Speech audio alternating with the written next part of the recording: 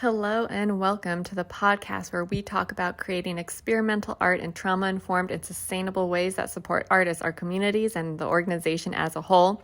I'm Molly, and you're listening to Any Other Anythings.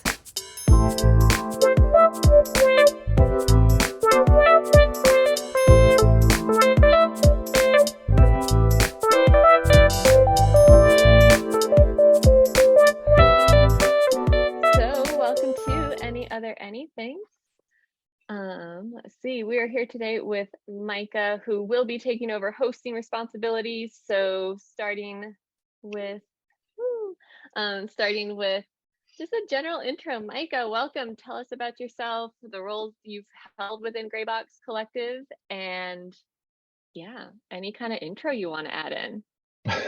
Cool. Yeah, sounds good. Hey, yeah, I'm super happy to be here.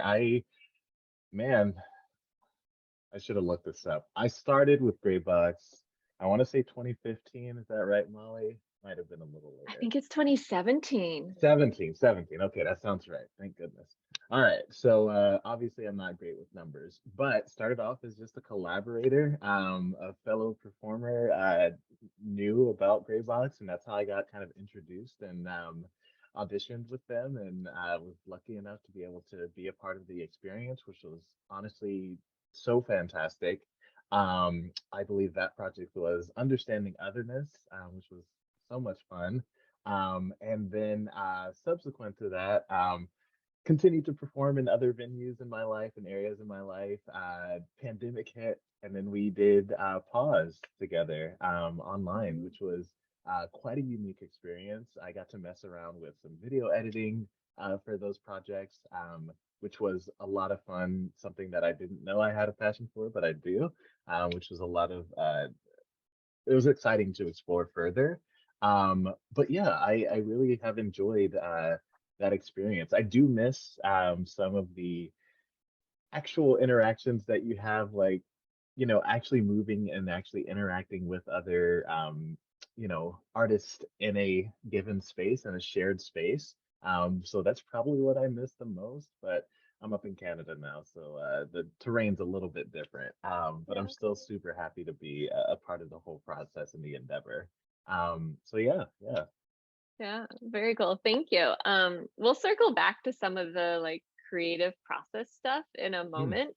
But I was wondering if you'd like to either offer some kind of like warm up or like a resourcing grounding activity that it can be something we've done before in Mm. rehearsal or that you just have in a personal practice as a way to center taking care of ourselves.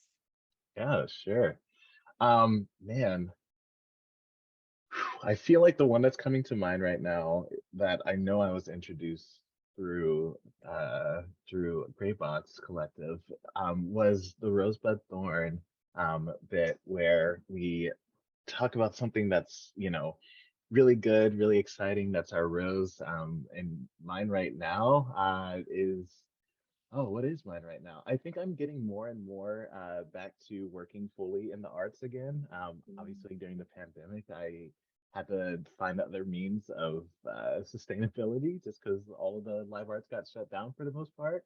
Mine is Graybox Collective, so huge shout out. But yeah, I'm slowly making my way back to being able to uh, find work in the arts that is able to support me again. So I'm on the cusp of that kind of tipping back in that direction.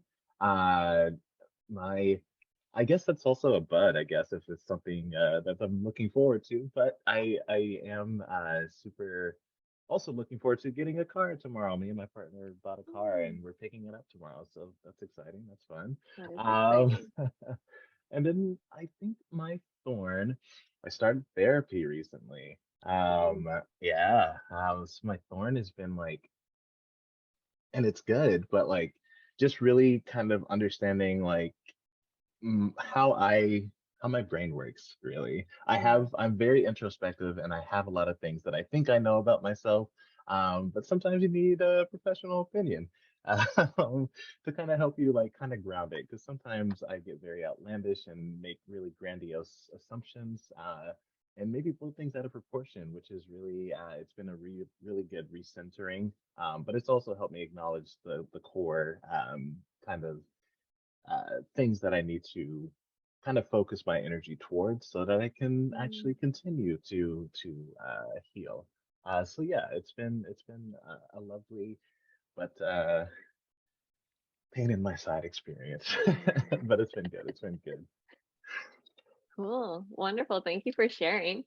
Um, so I'm curious with that in mind, thinking about introspection or like contemplative practices. I feel like that's definitely something that we have to kind of deal with in the Mhm. work that we create. And I think back to like understanding otherness was, I think during the talk back, I was like, I never want to revisit this any time ever again. Yet here we Mhm. are going into season 7. I'm like, oh, it's coming back. Yeah. Um, but thinking about like that contemplative practice in a rehearsal setting or in a Mhm. creative practice, or that energy focus, um, is there are there things that have kind of mirrored themselves at all or set a foundation in some Mhm. way or sparked something? Sure.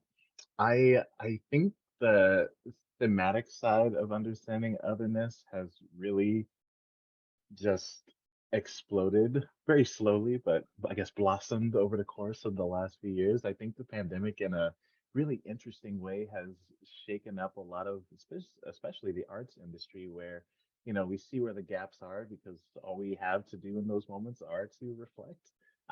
So then we kind of see where we did maybe marginalize unintentionally sometimes, maybe intentionally in other issues or other instances, but yeah, there's a lot of really uh, good work and intention, I think, presently going into what it truly means to understand someone else and what it actually means Mm, to include them in a way that's not checking a box, but it's actually understanding, and turning that introspection into empathy. I think is the mm, biggest shift that ultimately is sometimes happening, but what we all are, I think, is slowly working towards, specifically as artists. And hopefully that trickles into the rest of our society, which I think is inevitable over the course of time. So yeah, yeah, I would say that. yeah, definitely, definitely.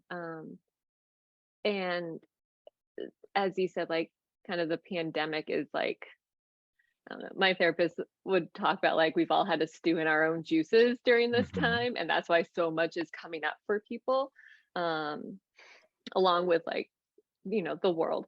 Um, but that kind of being combined and thinking of like you were part of understanding otherness pre-pandemic 2017. We I don't want to say the good old days by any Yeah. means, but several years ago. And then as you went through like the postcard performance series, that was when like the pandemic was kind of fresh still. Yeah. um and then pause was when we kind of thought we were emerging from it, but like we kind of didn't. And now here we go again, and like really I think emerging this time. Mhm. And so thinking of those very distinct periods of time, um, how has your creative process, like what have been some threads for all of that, Hmm. or has it had to like shift and adjust and adapt for all those different times? Yeah. Interestingly enough, and I think this is resonating in just about every aspect of my artistic career presently, is I pre-pandemic, in our first project together, and in that time in my life, was very much so a like a performer first, if that made sense. Where Mhm. I'm still very much a collaborator in the sense of like I'm always looking to help build upon the stories and ideas and beauties that other people have kind of started to breathe into fruition. And I really do love that experience, and I love like taking something that someone started, building on top of it, maybe flipping it on its head and saying like, oh, what about if we, do this? Or I like to work in opposites a lot, where I see something and I see a given circumstance and I'm like, well, what's the complete reverse of that? And how would that feel? Or how would that move? How would that feel? So yeah, as time has shifted forward, and I think a lot of it, not a lot of it, but a good portion of it, ended up being because of the shift in the world climate. um, uh, I ended up finding myself having to shift away from waiting for someone else to start something to being a part of Mm. the actual seeding. So Mm. I typically am considered myself someone who would water something and help it grow. Whereas lately I've been constantly planting seeds lately, and Cool. really kind of even really getting in there and digging up the dirt. That's what happened a lot of the times with these last two, the postcard and the pause project, where we really did kind of like come into it with a blank slate and said, all right, let's create something. And I found myself kind of I don't want to say thrust into leadership perhaps, but definitely thrust into uh, being a catalyst for these sorts of interactions, and Mm. really trying to move the earth a little bit, which was a lot of fun. It was a growing pain, I think, for me, which is, and not in a bad way. It's like that good kind of pain where it's like, oh man, like this is a little uncomfortable. It's maybe outside of what I normally do. But I did find a lot of fulfillment. And even now, as I'm continuing to reshift my career back into the arts full time, I'm finding that it's a lot of, okay, these ideas, let's plant these seeds and let's actually like, I find myself doing more of those initial steps of like planting, digging, watering a little bit, and kind of really coming in earlier in the process than what I was used to. Which is, yeah, again, just a very unique experience that I'm uh, humbled by, maybe a little intimidated by sometimes, but overall, it's been a shift in the creation timeline, I guess, like just where I kind of step into the process, which has been a lot of fun. Mm-hmm. Very cool. I love that like journey and just the moving of the earth and the digging and the Mm, planting seeds. Yeah. Um, I'm I'm curious because you've talked about like you're shifting into the arts full time as well as mm, like shift. So there's a lot of shifting, yeah. um, right? The shifting into the arts full time, the shifting into stepping into that creative process earlier on. Um, was there like a moment that kind of sparked this, or was Mm, it just as you're reflecting now, you're like, oh, I guess there's like a lot of shift happening. yeah, yeah. I've always been in. Uh, I've My mom calls me out. I'm a people pleaser.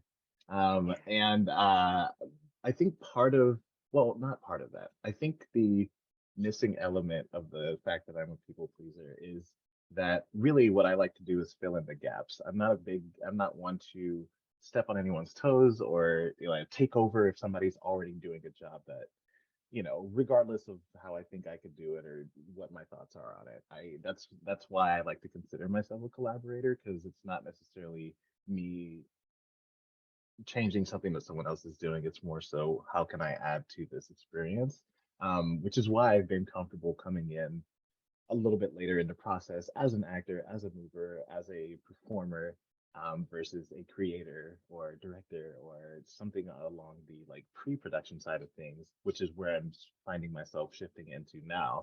Um, it's funny because that when I remember when I graduated high school, I was like, Dad, I want to be a director when I grow up. He's like, oh, that's so great. Like, I've never seen you so sure of something. And then I just performed for the next 10 years, which is not a bad thing. It's not a bad thing at all. But like, it's funny that that's kind of come back to the forefront of mine, where it really is a lot more of that. And what I found is in the postcard series, particularly. like obviously I think we're all very generous givers. And I think as performers, our natural inclinations to look for direction, like who's going to tell me what to do, who's going to tell me where to go, who's going to tell me how to move. Um, and there's a lot of just questions versus one thing. I'm actually working with a Shakespeare company as well right now, and one of the things that I love that they say in their rehearsal space is, "Hey, here's an offer."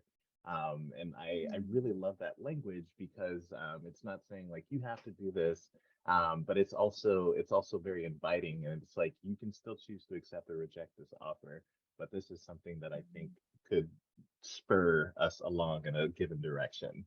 And I feel like through these last two projects that I've done with Greybox Collective, I've been able to give offers. They've stuck, and it's been really cool to watch those um, those seeds that were planted, like kind of blossom into these, beautiful big works that we've been able to collaborate on as a group, as a team of artists. And yeah, I really love that.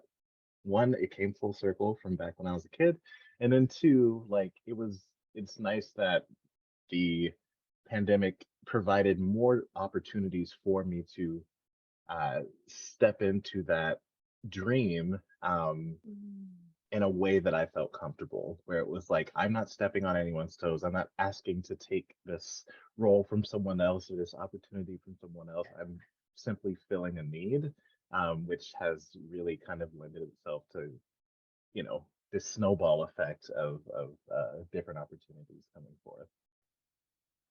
Yeah, that's wonderful. And like the consensual language, yes, of like offering in the space and being like, and it's like consensual language with non-attachment of like, Yeah. here's an offering and like take it or leave it. I'm cool with Hmm. it. I'm settled. Um, yeah, Nice. cool. Awesome. All right. So you had talked about like filling in gaps and adding to an experience and the offerings. And I feel like that's where you start to shift into like the editing role for the films with first the Mm, postcard that you did with the postcard, the four of them that you and Sarah and Adam did, yeah. um, and then stepped into that role again. Um, I'm curious, because I think it just kind of like popped up like, oh, Micah's gonna edit, and I was like, okay. Um, where did like the inclination or the impulse come from? And then you said like as you got into it, like you really enjoyed it. So what is it about all of that, having shifted from the stage and live performance Mm, for a decade and now being like, I'm gonna go into, I don't know, iMovie, Premiere, whatever, yeah. and start to like muck around with stuff. Hmm. So I've always really enjoyed the art of film. I really enjoy movies. I worked at a movie theater for like 2, 3 years back when I was in university. And I also took a year of classes, film school. So I really love screenwriting in particular from that experience. And I have like a little bit of commercial experience here and there, both in front and behind screen. The work environment itself is not my favorite. I think post production, like editing, might be something I'm willing to explore now that I've explored it a little bit here. I think so. I think that's why I volunteered. I had this Adobe subscription for Premiere for God knows how long and just wasn't using it. So I was like, I can do this. Let me try. So I did. And I think once I kind of got into it, the one thing that really I really found joy in specifically was just like I'm always a big fan for like scores in movies, in film, and TV, and I think it's totally underrated. And I just loved that the music and the words were kind of in the foreground, and like we're kind of editing to that. So that's how I personally kind of let the collaboration kind of direct how it was being cut or edited or shared, which I just found very exciting. I was just very into that because I'm a sucker for music. Music is my intro into the arts. My dad was a musician and my mom Oh, cool. danced, and yeah, so like I've always had that's like where everything's rooted for me. So this Mhm. just felt like a really cool, nice way to kind of like merge literally all those worlds together, from like the words I love so much to movement to music to just the visual art of film. I just thought it was a nice way to kind of bridge that gap. So yeah, I think that's what I got for you. Yeah. Wonderful. Very cool. Because you also keep talking about collaboration and thinking of editing, post-production. It's a pretty solo job, except for like that back and forth. Mm, So is there something in there about finding balance between like your solo mm, creativity time and collaborative creativity time? Or yeah, yeah, I feel like thoughts are coming, so I'm just gonna let you do your thing. yeah. I think one thing as far as balance is concerned, because I am a sucker for balance. I one of the things that I really wanted to make sure that was happening, especially with the first and second project that I was working on for the collective, was making sure that everyone, like the story was shared between all of the performers, is really something. And Mhm. I think uh, when it comes to editing and how it kind of plays into the collaborative process, even though it's a solo experience, I do feel as though, yes, you as an editor in that instance are finding the balance of, okay, when does the music kind of take over, and that even comes to how we cut it, or how long the shot lingers, or whatever the case may be, or when are we really focused on what's happening on the screen, or and that will play Mhm. into like the number of effects that we would put laid over, like if we don't want to lose an image or a moment, um and if that's something that we really want to capture or hold on to in this segment of the shoot, then let's hold on to that. So I think it was a lot of fun finding that balance of like not only screen time between each collaborator, but also just like making sure that the story that we are trying to tell is clear. Mhm. And that I think, because that's actually something that I really enjoyed, is like sending it back to the group and being like, hey, what am I missing? Or like, what are we Mhm. feeling? Like, usually again with such gracious performers as we naturally are, everybody's always like, oh no, this is great, it's great, it's lovely, it's great, minimum feedback. Mhm. But for those moments where they were like, oh, what if we tried this or that, like that's what really like sparked or excited me, where you would get the feedback and you'd be able to be like, oh yes, that's something I haven't thought of, because that's the other half of it, where you send a pass to someone, you see what their thoughts and their initial feelings are. You're actually really great at this, where you have a really keen eye of like, I remember sending you some edits of a pass that we took at one or two of the segments, and you're like, hey, what about this, or can we get a little more of that, or maybe the audio is like overpowering or not enough in the words. It's Mhm. just little things like that that again help really tell a clear story, and I think that's the collaborative aspect. And it feels like a pretty like it's a cool responsibility, to kind of Mhm. be in that instance. It's really just you gluing everything together that's already been like kind of laid out, which is, yeah, Mm. it's a lot of fun. It's cool. Yeah.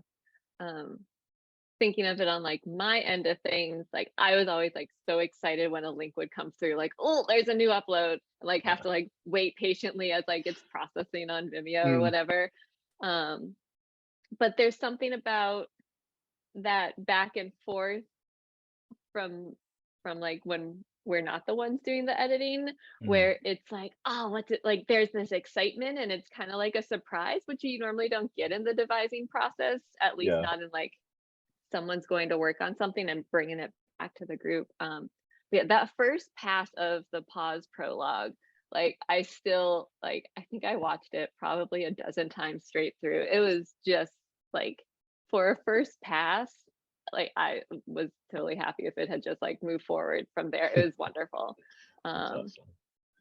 and it's interesting that you brought up saying like you'd send it out and be like, hey, what's missing from this, when also you say that is very much your approach of like filling in the gaps. Yeah. um Yeah. yeah, so just Hmm. the echoes. Yeah. Yeah. That's cool. I do Yeah, love that. yeah, yeah.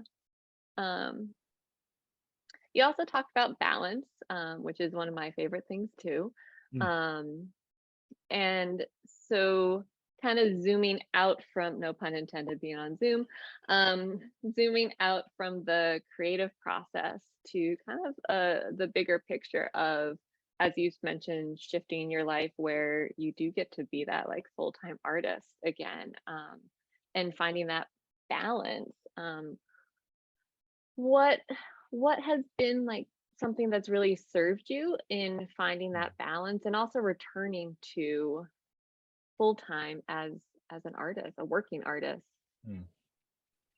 Yeah. Honestly, I think the biggest service that artists can give themselves, because I mean, any at the end of the day, when you're working, you're sustaining income, like it's a necessary thing. And then sometimes, not always, but sometimes in the thick of the day to day, we kind of get tunnel vision a little bit and kind of lose sight of like why we love art to begin with. Why did we pursue this as a lifetime career? Like, why are we here? Blah, blah, blah. But what I've really found that helps recenter me and kind of like bring that balance back, ironically, is more art, but art that I'm not particularly doing. It's like the consumption of it is really what kind of Mm, recenters and refocuses me. Like, um, I was fortunate enough to be in New York City a few weeks ago or a couple of weeks back, and I caught a couple little Broadway shows just because I was like, just stuff like that, or like even going to see. I saw a dance show not too long ago. And it's just instances of that where again you allow yourself to kind of broaden your scope of like what else is out there, like what other stories are being told. And I know that for me, like passion inspires passion, and I say that a ton. mm, And I know that that's my fuel, especially artistically. And I think the balance of that is that if we are again pouring out, giving our art to the world, then we don't ever allow ourselves to be poured back into, eventually just science things are gonna it's gonna run out. And it's not to mhm, say that you can't, there's not things that from your life outside of other artists that you could draw, like to each their own. There's a plethora of different ways that we can kind of source this joy and this inspiration and these creative juices. But yeah, for me in particular, like I really enjoy watching other artists like engage in this together, and just me being an observer, being a connoisseur of the mm. of the experience is really what helps balance me out, I think. Nice, nice. And your phrasing of allowing ourselves to be poured into, like that receiving of, you said that passion inspires passion, but like Mm, being on the receiving end of that passion, like that's, yeah. yeah, that's gorgeous. Because I think we do have a tendency to, I'm saying this is like the royal we, whatever, Yeah. like what is it to actually accept what's coming towards us and receive it Mm, fully. yeah. um yeah, Yeah. wonderful. um so as we're nearing the end of this episode, is, let's see, I kind of have like two things left that I'd be curious about. One is my standard question of any other anythings that you would care to share at this time. And my other question or thought that I'd love a response to is like, so now you're shifting from interviewee to interviewer. And so is there anything that you'd care to share as you transition from one side of, well, one side of the mic to the other, or whatever metaphor makes sense there? Yeah. Yeah. um so yeah, as far as my any other anythings, I don't know why this came to mind, but I was like, have you traveled lately? Have you Have I gone traveled? anywhere lately? I oh, so I was supposed to, and this has been one of my shifts, I guess, and maybe it's my rose and thorn kind of a thing Mm, too, of I was supposed to go to Paris this summer, and then I oh, was also supposed to go to Atlanta, Georgia this fall. Both for like work professional things, and hmm I was like, I don't want to. Like, I don't want mm, to go to Paris to work. I don't mm, want to go to the East Coast to work. yeah. Um, so I actually canceled both of those trips. Um, and they were also trips that were scheduled before COVID, so I'd been like waiting for Mm, a while. yeah. Um, but it didn't feel right. I want to travel for pleasure. I want to be able to like eat my way through Paris. I don't want to have to worry about getting to a conference on time. Yeah. Um, so I haven't traveled since May 2021, and I have plans to travel next month, going back home and seeing some very good friends in DC. So I yeah. love that. What about you? That's so funny. You Oh, said you've been to New York yeah, I recently. was, yes, but that was for work. So I, yeah, I mean, I tried to make the best out of it, but it was still work. And Yeah. I definitely do Hmm. feel that. I think it only came to mind because again, just the idea of just things that do pour into me. I do enjoy Hmm. traveling, and I was like, man, one of the other things that's not really art related, it's just, I don't know, I just get like it's a gut feeling, I guess. But like sometimes I visit a place and I'm just like, oh yeah, this just feels right. And like Yeah. New York, the first time I went there was definitely that for me. Like Montreal's another place where I met my fiance. That was another place for Hmm. me. When I went to Europe, I visited a bunch of different cities, including Paris and Amsterdam. But the one that surprised me was Brussels. And I was like, Hmm. this little city in Belgium just like stole my heart. And I feel like it's such an underrated spot. And I was like, there's something special here. So I was just curious if there are any gut feeling places for you. Yeah. Yeah.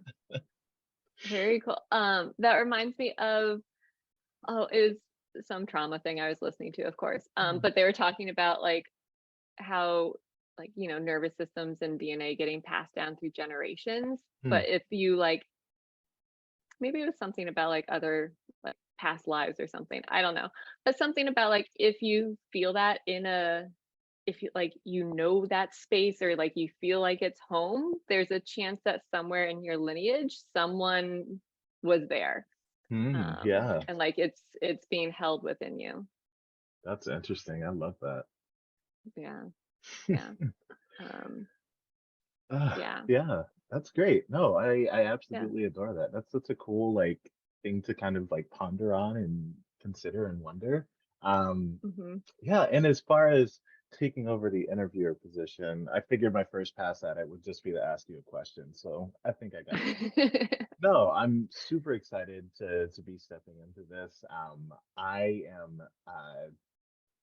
I love people probably as much as people love pets. So like I am 100% super into just like getting to understand, getting to know. I'm always looking for something new, and that's the interesting thing. I can just look at the person next to me, and there's something their whole life experience is just Yeah. so different, which is so interesting to me because it's like we're all living on the same planet. Some of Hmm. us live in the same little city, same little neighborhood, even, but then our experiences, even me versus my siblings, we all turn out so differently. And that's just such a Hmm. unique thing to me. And I feel like I could hold a conversation with any of them at any given point in time. And just like our perception on like how we were raised or how we experience the world is just so drastically different that I'm like, if I can find that much like of a unique like encounter between me and my brother, like what's the interaction between me and you, so like this Hmm. I'm very excited to be a part of this experience, and yeah, happy to start the journey. Yeah. Wonderful. Um, I'm also very excited to have you take over to interview, partially because I feel like I I have history with everyone, and so Mm, like um, I hold a lot of those stories, but mm, I think it's really interesting what happens when um, you all come into contact and you don't know everyone's story within Gray Box Collective. Not that we know everyone's story, period. yeah. Um, But yeah, I'm really excited to hear the conversations that come up, and yeah, we'll see what season 2 brings. Um, Awesome. Thank you so much for your time and energy of this interview, and kicking off season 2 and now taking it over for the rest of the season. Looking forward to it. It'll be a good time. Thank you. Cool. Thank you.